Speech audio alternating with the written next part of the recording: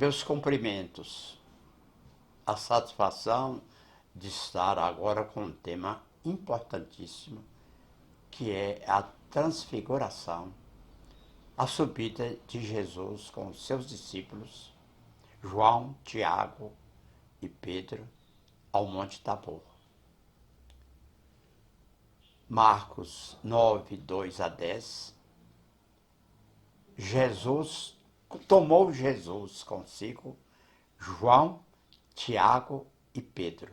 João, Tiago e Pedro. E aí está o Monte Tabor, muito próximo de Jerusalém. O texto bíblico não diz que há transfiguração, mas a descrição que dá, entendeu-se na época e mesmo depois, que foi no Monte Tabor que ocorreu o fenômeno que é descrito assim. 6 dias depois tomou Jesus consigo a Pedro e a Tiago e a João, seu irmão, e os conduziu em particular a um alto monte e transfigurou-se diante deles. E enquanto ele orava, a aparência do seu rosto tornou-se outra e a sua roupa branca refulgente. Ele transfigurou-se diante deles e resplandeceu como o sol. E as suas roupas tornaram-se resplandecentes, extremamente brancas, como nenhum lavadeiro sob a terra as pôde tornar tão brancas. E o seu rosto resplandeceu como o sol, e as suas vestes se tornaram brancas como a luz. E eis que eles apareceram Moisés e Elias falando com eles.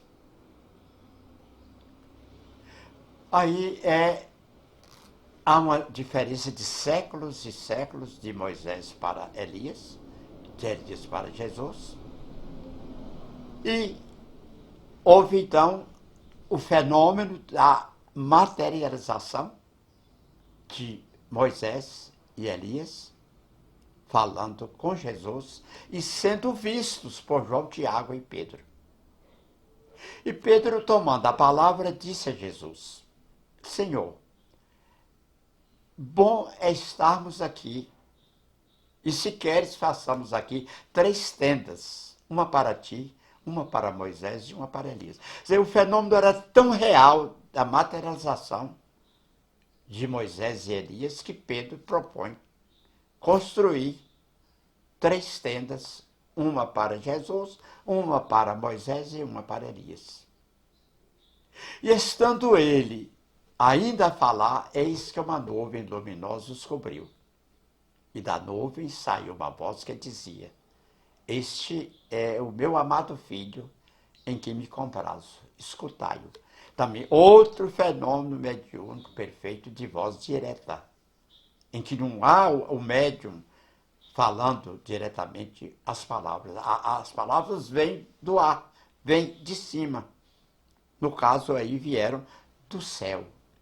Este é o meu amado filho, o meu filho amado, em quem me comprazo, escutai-o. Esse texto é muito interessante porque praticamente todo o capítulo 17 de Mateus é que diz essa história. E isso, estou falando exatamente o 17 de Mateus.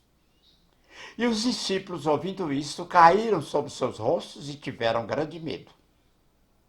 E aproximando-se, Jesus tocou-lhes e disse: Levantai-vos e não tenhais medo. E erguendo ele os olhos, ninguém viram, senão unicamente a Jesus.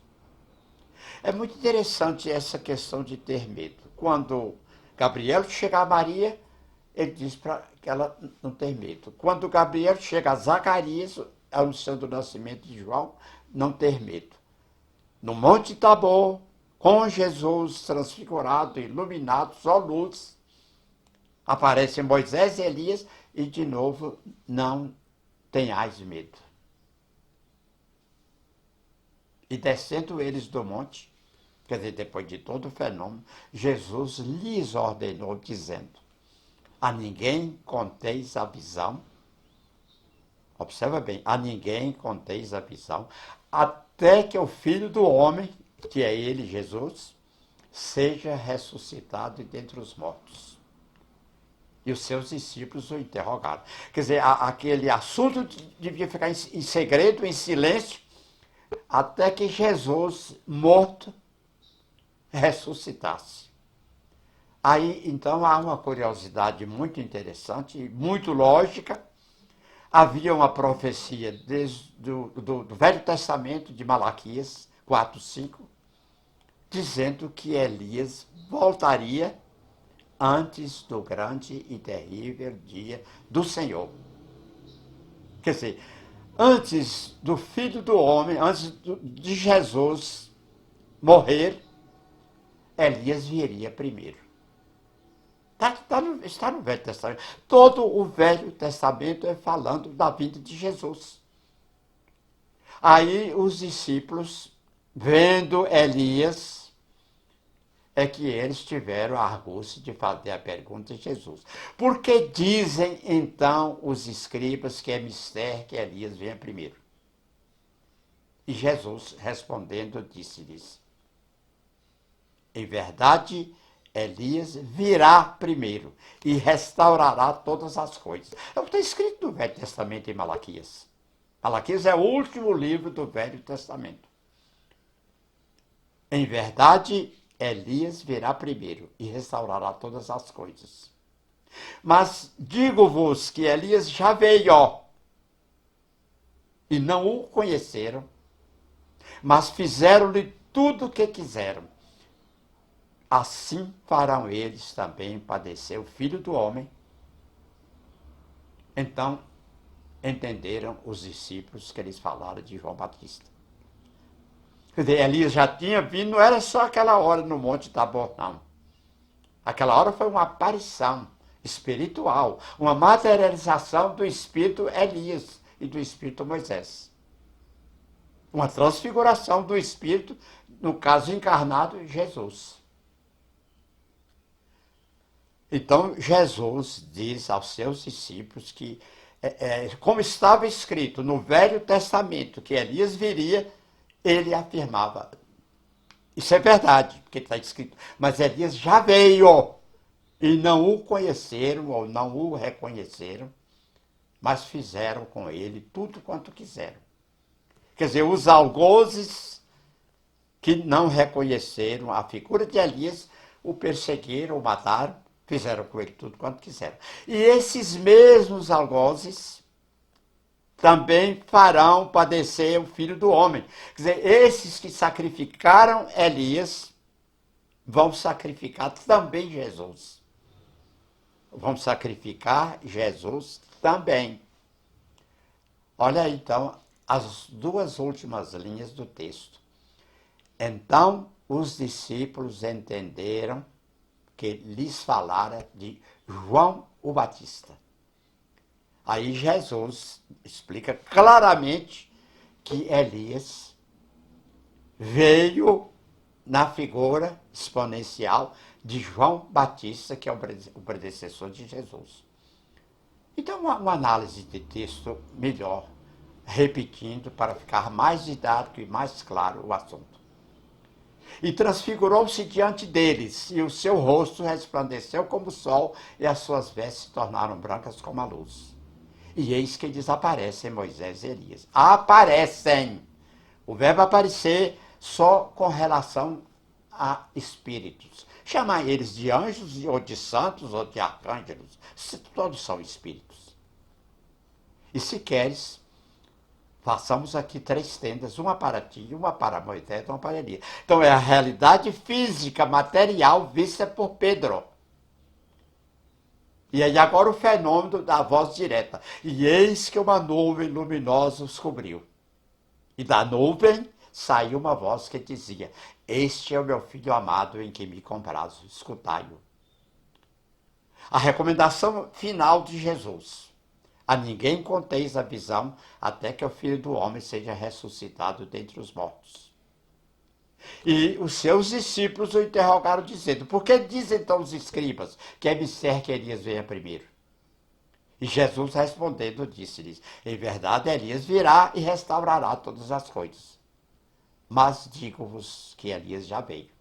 E não o conheceram, mas fizeram-lhe tudo quanto quiseram. Não conheceram ou reconheceram, porque era outra vinda de Elias. Está aí a cabeça de João Batista entregue numa bandeja a Herodíades. Então Elias é João Batista. Ou João Batista fora Elias. Então entenderam os discípulos que eles falaram de João Batista.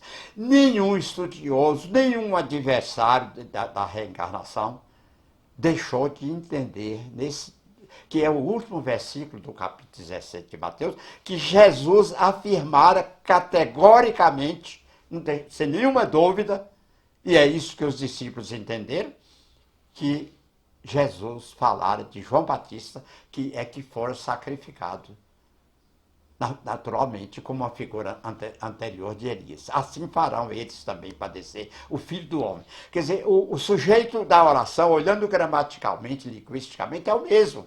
Os que sacrificaram João Batista vão também sacrificar Jesus. Assim farão eles também padecer o Filho do Homem. Eles que sacrificaram João Batista também sacrificarão Jesus. Eis que eu vos enviarei o profeta Elias. Aí agora estou voltando ao Velho Testamento, Malaquias 4, 5, o último livro do Velho Testamento, como eu já disse.